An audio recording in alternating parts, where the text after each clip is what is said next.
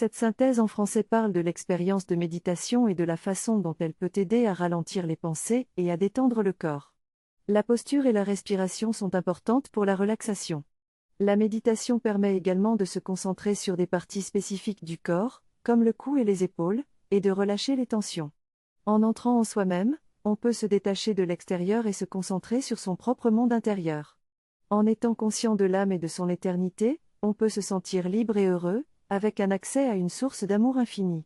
Cette méditation permet de rester conscient de son propre monde intérieur tout en agissant dans le monde extérieur. Enfin, la synthèse rappelle l'importance de rester présent dans le moment présent et d'accepter le passé tel qu'il est, tout en étant confiant dans l'avenir. Cette synthèse aborde la thématique de l'amour, en explorant différentes dimensions de ce sentiment. Le texte commence par évoquer la possibilité d'une recette ou potion d'amour qui conférerait des pouvoirs exceptionnels. Il poursuit en soulignant le pouvoir transformateur de l'amour, qui peut transcender les individus et les émotions. L'auteur invite ensuite le lecteur à réfléchir aux raisons qui suscitent l'amour envers autrui, en identifiant cette dimension possible. Le premier type d'amour identifié est l'amour charnel, qui est souvent influencé par l'apparence physique. Le texte souligne également que le terme amour est souvent utilisé à toutes les sauces, pour exprimer des sentiments variés, ce qui peut parfois rendre difficile la distinction entre les différentes dimensions de l'amour. Cette synthèse traite de l'amour et de la manière de le concevoir. Elle insiste sur le fait que l'on ne peut pas aimer tout le monde de la même manière, que l'amour peut prendre différentes formes et nécessite des recettes très différentes. Elle évoque également la notion de soufflet divin comme étant le meilleur élixir d'amour, composé de 3 ingrédients principaux, la pureté, l'altruisme et la miséricorde. La pureté d'esprit est caractérisée par un cœur fort, sensé et pur. L'altruisme est le sens d'égoïsme et l'abandon de soi pour autrui. Quant à la miséricorde, elle implique une absence de jugement et d'analyse, ainsi qu'un pouvoir du silence.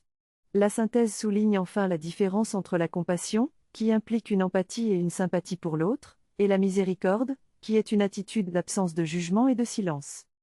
Le texte parle des 5 déclencheurs d'amour qui sont l'attirance physique, la similarité, la réciprocité, l'intimité émotionnelle et la stimulation intellectuelle. Bien que ces déclencheurs puissent être bénéfiques dans une relation amoureuse, ils ont un double tranchant car ils peuvent générer une dépendance et une souffrance. Le texte propose également l'ajout d'une dimension spirituelle pour transcender ces 5 déclencheurs et découvrir l'âme de l'autre personne. Cela peut conduire à un amour plus élevé qui fusionne l'amour humain et l'amour divin. Le texte propose 3 recettes d'amour, chacune avec des ingrédients différents pour créer des expériences amoureuses fortes et puissantes. Enfin, le texte conseille d'utiliser ces déclencheurs avec parcimonie et prudence. Ce texte est une transcription d'une vidéo de méditation sur le thème de l'amour et de la pratique de l'amour au quotidien. Le narrateur évoque la manière dont nous ressentons l'amour et la nécessité de pratiquer l'amour pour le faire grandir en nous.